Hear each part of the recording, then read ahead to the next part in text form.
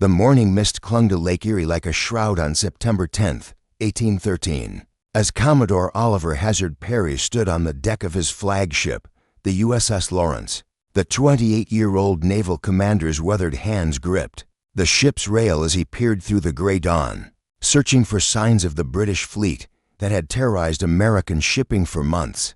The lake stretched endlessly before him, its waters deceptively calm, hiding the fury that would soon erupt across its surface. Perry's squadron of 9 vessels bobbed restlessly at anchor near Put-in Bay, their crews tense with anticipation. The air was thick with the smell of gunpowder, tar, and the nervous sweat of sailors who knew that this day would determine the fate of the Great Lakes, and perhaps the entire War of 1812. The Commodore's piercing blue eyes reflected both determination and the weight of command.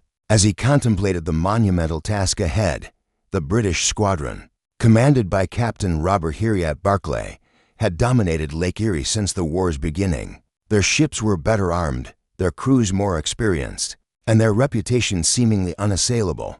Barclay's flagship, HMS Detroit, mounted 19 guns and was supported by 5 other vessels, including the formidable HMS Queen Charlotte. The British had every reason to believe they would maintain their supremacy over these contested waters. Perry's fleet, however, was not without its own advantages. His flagship Lawrence carried 20 guns, and his second-largest vessel, the USS Niagara, commanded by Master Commandant Jesse Elliott, was equally well armed. The American ships had been hastily constructed in the shipyards of Presque Isle, Pennsylvania, using green timber and crewed largely by inexperienced sailors, militiamen, and volunteers. What they lacked in experience, they made up for in determination and the burning desire to break British naval dominance. As referenced in the authoritative account from the Naval History and Heritage Command Archives, the strategic importance of this battle cannot be overstated, as control of Lake Erie would determine supply lines and territorial control throughout the Old Northwest Territory. The Commodore walked among his men, offering words of encouragement and checking preparations one final time. The deck guns were loaded with round shot, the small arms were primed, and the battle flag flew proudly from the mainmast. Perry had chosen a distinctive banner for this engagement, bearing the dying words of Captain James Lawrence, "Don't give up the ship." These words would serve as both inspiration and prophecy for the coming battle. The crew of the Lawrence represented a microcosm of early American diversity. Among them stood free African Americans fighting alongside white sailors, Pennsylvania, militiamen serving beside seasoned naval veterans, and boys barely old enough to shave working alongside grizzled petty officers. United by purpose, if not by background, they awaited their commander's orders with a mixture of fear and fierce pride. As the sun climbed higher, burning away the morning mist, a lookout's cry shattered the tense silence. "Sail ho, British fleet!" Bearing northeast, Perry raised his spyglass and spotted the enemy vessels emerging from the haze like ghostly apparitions materializing into deadly reality. Captain Barclay had finally accepted the challenge, bringing his squadron out from the safety of Amherstburg to engage the upstart American fleet. The die was cast. Within hours, the placid waters of Lake Erie would run red with blood, and the course of American naval history would be forever altered by the courage and sacrifice of the men who dared to challenge British supremacy on the Great Lakes. Captain Robert Heriot Barclay stood rigid on the quarterdeck of HMS Detroit, his left arm hanging useless at his side, a permanent reminder of his service at the Battle of Trafalgar. The 34-year-old veteran of Nelson's Navy surveyed the American fleet with the calculating eye of a seasoned warrior. Despite his confidence in British naval superiority, Barclay harbored private concerns about this engagement. His ships were undermanned, his supplies were running dangerously low, and his orders from his superiors left him little choice but to fight. The British Commodore had hoped to avoid this confrontation, preferring to maintain his blockade and starve the Americans into submission. However, the deteriorating situation at Fort Malden and the pressing need to resupply British forces around Detroit had forced his hand. His squadron must break through Perry's fleet or face the slow strangulation of British operations in the region. As the two fleets maneuvered for position, the wind began to shift, favoring the Americans. Perry seized this tactical advantage immediately, ordering his ships to form a battle line and close with the enemy. The Lawrence led the charge, her guns trained on the British flagship, while the rest of the American squadron spread out in fighting formation. The stage was set for one of the most decisive naval battles in American history. The first shots rang out at approximately 11:45 in the morning, as the long-range guns of both fleets opened fire across the choppy waters. The Detroit's heavy carronades belched smoke and flame, sending 18-pound balls screaming toward the approaching American vessels. Perry's response was immediate and devastating, as the Lawrence's guns answered with a thunderous broadside that shook both vessels to their keels. The battle quickly devolved into a savage close-quarters engagement as the ships closed to within pistol shot of each other. The Lawrence bore the brunt of the British fire, as Perry had positioned his flagship to engage multiple enemy vessels simultaneously. Grape shot and canister rounds swept the American deck, cutting down sailors like wheat before a scythe. The air filled with the screams of wounded men, the crash of splintering wood, and the acrid smoke of burning gunpowder. Perry moved among his men like a man possessed, encouraging his gunners and helping to serve the cannons when crew members fell. His blue uniform was soon stained with blood and blackened with powder smoke, but his voice remained strong and his orders clear, even as the Lawrence's rigging was shot away and her hull began to resemble a sieve. The young Commodore refused to consider surrender. The British were taking heavy casualties as well. Captain Barclay was struck by grape shot and seriously wounded, forcing him to relinquish command temporarily. The Detroit's wheel was shot away, leaving the ship difficult to maneuver, and several of her guns were knocked out of action by American fire. The Queen Charlotte, attempting to support the flagship, found herself caught in a deadly crossfire that decimated her crew. As the battle raged on, it became clear that the Lawrence was being overwhelmed. Nearly 85% of her crew had been killed or wounded, and the ship was taking on water through multiple holes in her hull. Perry realized that his flagship was doomed, but the battle was far from over. His eyes turned to the Niagara, which had been engaging the enemy at long range, but had not yet entered the thick of the fighting. In a moment that would become legendary in American naval annals, Perry made the decision that would turn the tide of battle. Gathering the ship's battle flag and his remaining officers, he prepared to transfer to the Niagara and continue the fight from his second flagship. As grape shot whistled overhead and the Lawrence's guns fell silent one by one, the young Commodore prepared to make one of the most daring moves in naval warfare.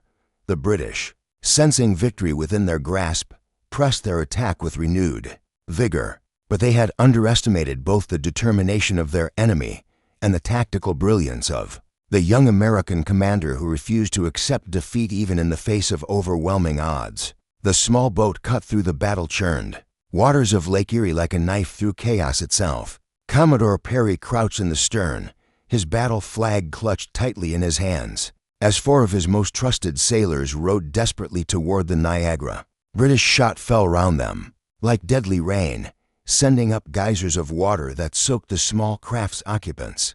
Behind them, the Lawrence continued to burn and list, her remaining crew fighting with the desperate courage of doomed men. Master Commandant Jesse Elliott watched in amazement as his superior officer approached through the maelstrom of battle. The Niagara had been engaging the British rear vessels, but Elliott had been cautious about closing to decisive range. Now, seeing Perry's dramatic transfer under fire, he understood that the moment for half measures had passed. The Commodore's willingness to risk everything in an open boat sent a clear message to every American sailor who witnessed it. Perry hauled himself aboard the Niagara with his uniform torn and his face blackened by smoke, but his eyes burned with undiminished determination. Without hesitation, he assumed command of the fresh vessel and immediately began issuing orders to close with the enemy. The crew, inspired by their commander's fearless example, responded with enthusiasm that bordered on reckless abandon.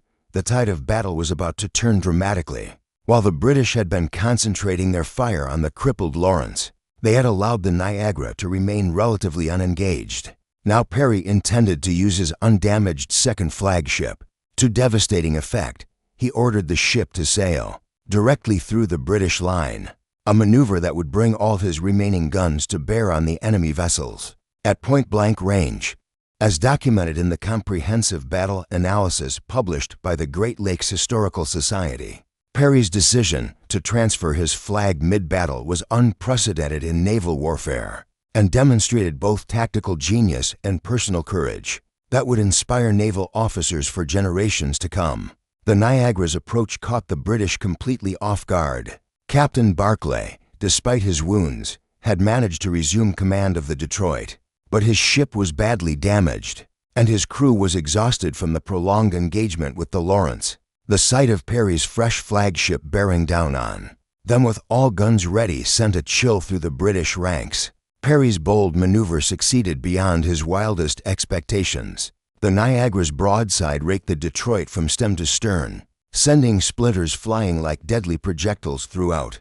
The British flagship, the Queen Charlotte, attempting to come to her consort's aid, found herself caught in the American ship's withering fire. As Perry continued his passage through the enemy line, the other American vessels, seeing their commander's example, pressed their attacks with renewed vigor. The smaller American ships, which had been standing off during the earlier phase of the battle, now closed to effective range and added their fire to the devastating barrage. The British found themselves surrounded and outgunned, their formation broken, and their crews demoralized. Captain Barclay, wounded multiple times and seeing his flagship being systematically destroyed, made the agonizing decision that every naval commander dreaded. The Detroit was sinking, the Queen Charlotte was dismasted and helpless, and his remaining vessels were being overwhelmed by the suddenly aggressive American attack. With tears in his eyes and his heart heavy with the weight of defeat, he ordered the white flag raised. The other British vessels, seeing their flagships surrender, began to follow suit one by one. The Lady Prevost struck her colors, followed by the Hunter and the Chippewa. Within minutes, the entire British squadron had surrendered. Their dominance of Lake Erie shattered forever. Perry stood on the Niagara's quarterdeck, watching as the last British vessel lowered her flag. The silence that followed the thunderous battle was almost deafening, broken only by the cries of wounded men and the sound of water lapping against damaged hulls. The young Commodore had achieved what many thought impossible. He had defeated the Royal Navy in open battle and secured American control of the Great Lakes. But even in his moment of triumph, Perry's thoughts turned to the cost of victory. The waters around them were littered with debris and stained with blood, while the survivors of both fleets worked desperately to save their wounded comrades. The price of glory was always paid in human suffering, and Perry felt the weight of that. Responsibility settled heavily upon his shoulders. The battle was won, but Perry's duty as a commander had only just begun. The young Commodore stood amid the wreckage of what had been, just hours before, to proud fleets, now reduced to smoking hulks and listing vessels. The acrid smell of gunpowder mixed with the metallic scent of blood and the sharp odor of splintered wood. Round him, sailors from both nations worked side by side to rescue the wounded and dying, their earlier enmity temporarily forgotten in the face of shared humanity. Perry's first priority was securing the captured British vessels and ensuring proper care for the wounded. Captain Barclay, despite his injuries, conducted himself with the dignity expected of a Royal Navy officer. When Perry approached to accept his sword and surrender, the British commander's hands trembled not from fear, but from the pain of his wounds and the bitter disappointment of defeat. "Sir," Barclay said, his voice hoarse from shouting orders during the battle, "I surrender my ship and my sword to a worthy opponent. You have fought with honor, and I trust you will treat my men with the respect due to brave sailors." Perry accepted the sword with solemn ceremony, then immediately handed it back to the British captain. "Keep your sword, Captain Barclay. A man who fights as courageously as you have today deserves to retain the symbol of his honor. Your wounded will receive the same care as my own men." This gesture of magnanimity in victory would become legendary, but Perry had more pressing concerns than diplomatic niceties. The strategic implications of his victory were enormous, and he knew that word must reach his superiors immediately. The British stronghold at Detroit would now be isolated, and American forces could advance into Canadian territory with their supply lines secure. As the sun began to set over Lake Erie, painting the bloody waters in shades of gold and crimson, Perry retreated to his cabin aboard the Niagara to compose what would become one of the most famous military dispatches in American history. He took up his pen with hands that still shook slightly from the battle's intensity and began to write to General William Henry Harrison, who commanded American forces in the Northwest Territory. The message was brief but loaded with significance. "Dear General, we have met the enemy, and they are ours. 2 ships, 2 brigs, 1 schooner, and 1 sloop." Perry paused, considering the weight of these simple words. In less than 20 words, he had announced a victory that would change the course of the War of 1812 and establish American naval power on the Great Lakes for generations to come. The Commodore's choice of words was particularly significant. "We have met the enemy, and they are ours" became an instant classic of military communication. Combining brevity with dramatic impact, the phrase would be quoted in newspapers across the nation and remembered long after the details of the battle itself had faded from public memory.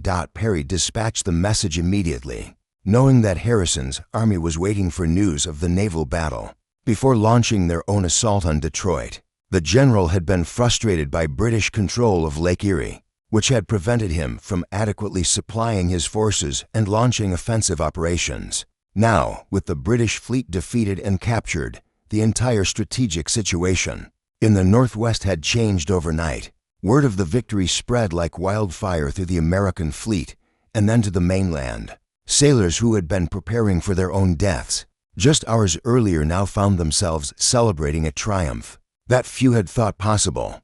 The defeat of the Royal Navy by an American squadron was unprecedented, and the psychological impact was as important as the tactical victory itself. Perry also took time to write personal letters to the families of his fallen sailors, a duty he considered as important as his official dispatches. Each letter was carefully crafted to honor the sacrifice of the deceased, while providing comfort to the bereaved. These personal messages, written in the Commodore's own hand, would become treasured family heirlooms passed down through generations. As night fell over the lake, Perry stood once again on the Niagara's deck, looking out over the captured British vessels.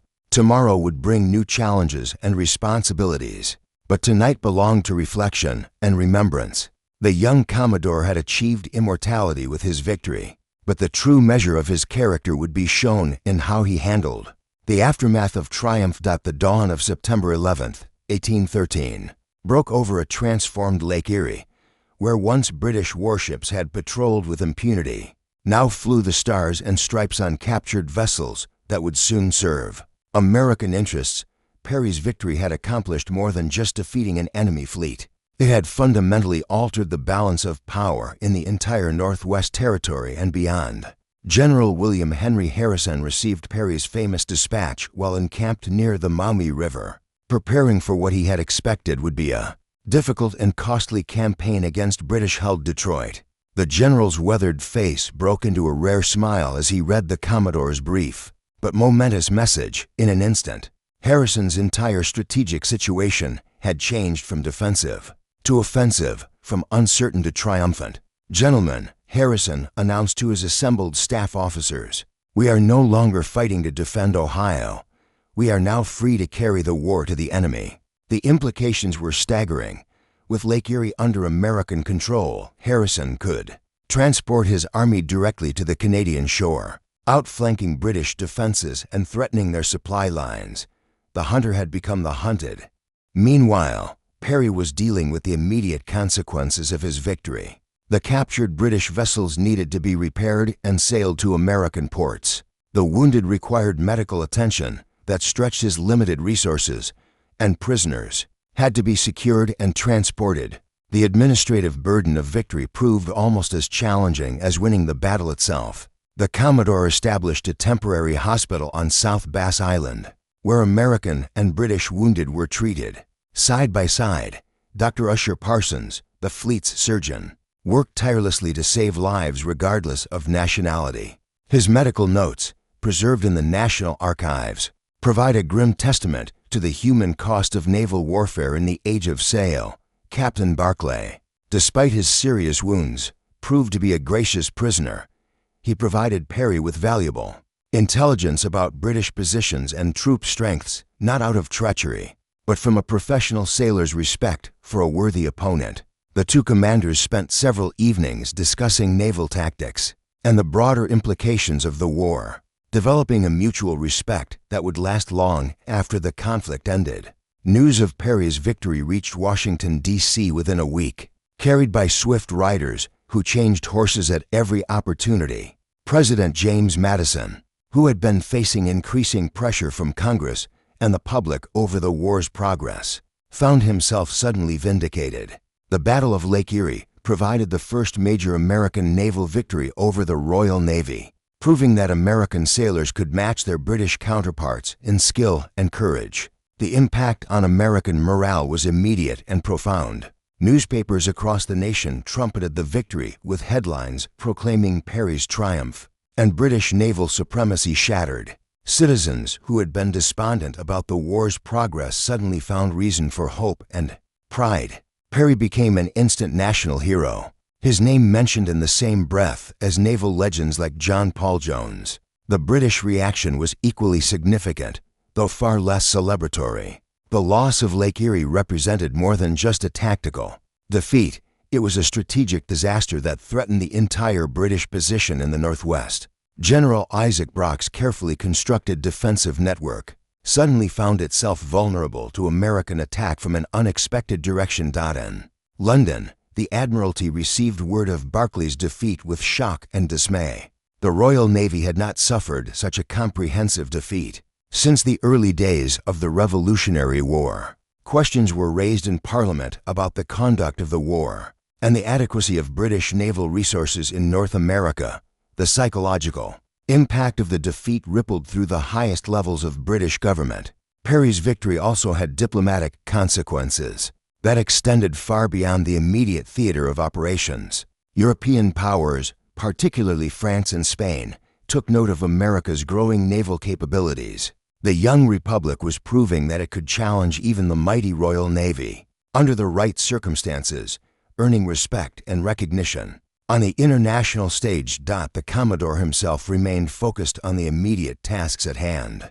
But he was not immune to the magnitude of what he had accomplished. In letters to his family, Perry expressed both pride in his men's performance and soberness about the cost of victory. He understood that he had become a symbol of American naval power, but he also knew that symbols could be fragile things in the harsh reality of war. The strategic transformation Perry's victory had created became immediately apparent as General Harrison's army prepared to exploit their newfound advantage. Within days of receiving the Commodore's dispatch, Harrison had reorganized his entire campaign plan. Instead of a costly overland assault on heavily fortified British positions, he could now transport his forces directly across Lake Erie to strike at the heart of British power in the region. The loading of Harrison's army onto Perry's captured and repaired vessels was a sight that would have been unimaginable just weeks earlier.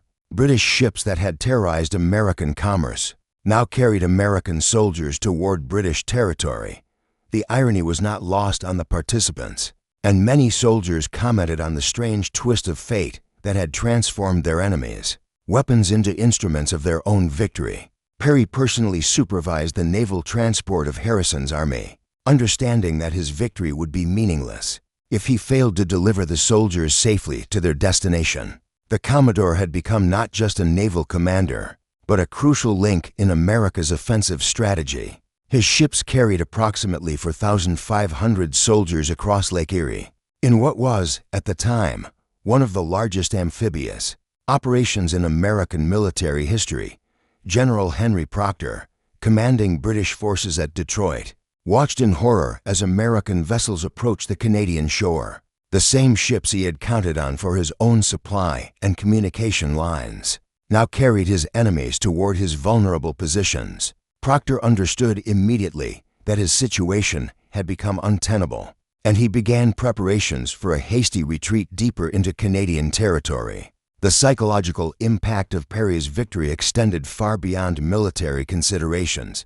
Native American tribes, who had allied with the British partly due to their apparent naval supremacy, began to reconsider their loyalties. The great Shawnee leader Tecumseh, who had been instrumental in forging the British-Indian alliance, found his influence waning as tribal leaders questioned whether the British could protect them from American expansion. Harrison's army landed on Canadian soil near Amherstburg on September 27, 1813. Encountering minimal resistance, the British garrison, demoralized by their naval defeat and facing an enemy who could now strike at will, offered only token opposition before retreating. The American flag flew over British territory for the first time since the war began, a symbolic victory that resonated throughout both nations. The rapid collapse of British positions along the Detroit River demonstrated the true strategic value of Perry's naval victory. Control of Lake Erie had not just eliminated British naval power, it had severed their supply lines, isolated their garrisons, and made their entire defensive strategy obsolete.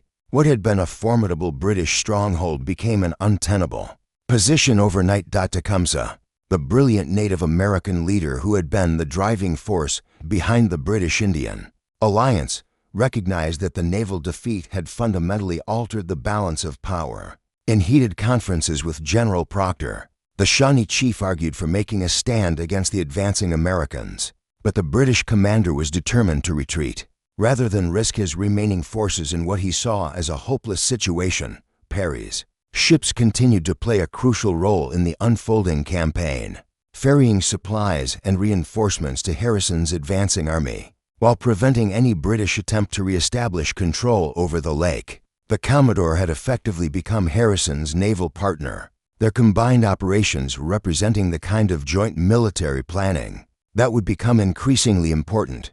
In future American military doctrine, the British retreat from Detroit became a rout as Proctor's forces abandoned one position after another, unable to establish a stable defensive line without secure supply routes. The general's decision to retreat deeply divided his forces, with many British soldiers questioning their commander's leadership and Native American allies beginning to desert in significant numbers.